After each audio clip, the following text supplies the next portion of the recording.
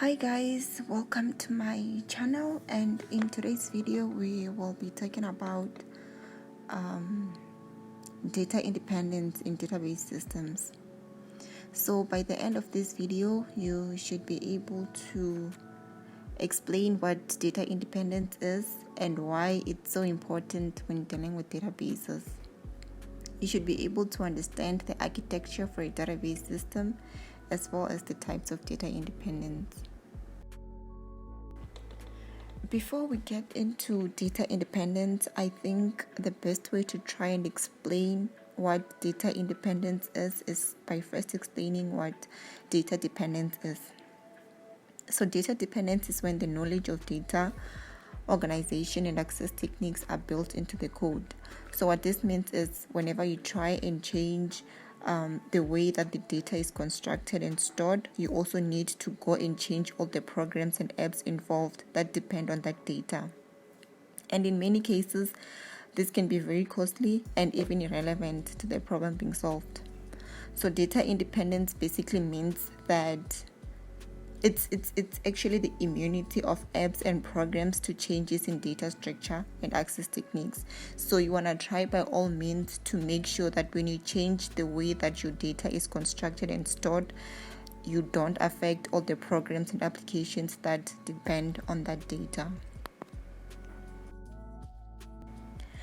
So because databases and the applications and programs that depend on them persist for a very long time, and the majority of the time they are doing critical functions, you don't want to be changing the code that often. So we want to be able to change the data without affecting or changing the programs that have been written based on that data.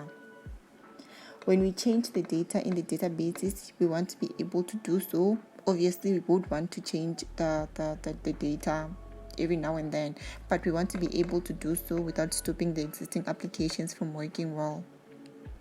This is because in many situations, one organization may have different apps that use the same data, but slightly different parts of the data. So they might be using the same data, but they see different parts of that data. For example, the financial department in an organization may see a certain type of data, and the marketing department may see another type of data, and so on and so on. So when one part of an organization changes or manipulates their data, we don't want that affecting the other applications. In addition to that, the database administrator must be able to make all sorts of changes to the data, and this could be making an extra space for the next data. This could be just updating data, and the database administrator needs to be able to do so without affecting the existing applications. So in short, we want to be able to avoid data dependence at all costs and aim for data independence. Moving on to the architecture for a database system. An architecture for a database system is kind of like an ideal to which all database systems should try and work towards, and there are 3 levels to this architecture. The first one is the external or the user level, and this is the top level, and it's what the user of an app sees in terms of the data. So a good example of this is what you as a user of an ATM sees in terms of the data. So the screen that you see when you go to an ATM is an example of a user level in terms of the architecture of a database system. The second one is the conceptual or the logical level, and this level describes the database structure, the data types, ERDs, your entity relationship diagrams, your relationships, etc., but it hides the physical storage structures. The conceptual or logical level sits between the user level and the physical level, which the physical level is the last part, which is also called the internal level. And this is the level that the database administrator functions on. It focuses on things like where and how the data is stored.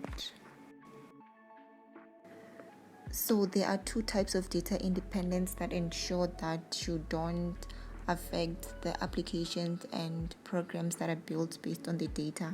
And these are the logical data independence and the physical data independence. The logical data independence sits between the user level and the logical level. This means that the views of the user, what you see when you go to an ATM, for example, should remain the same even when the logical structure of the database changes. And the last one is the physical data independence, which sits between the logical level and the internal level.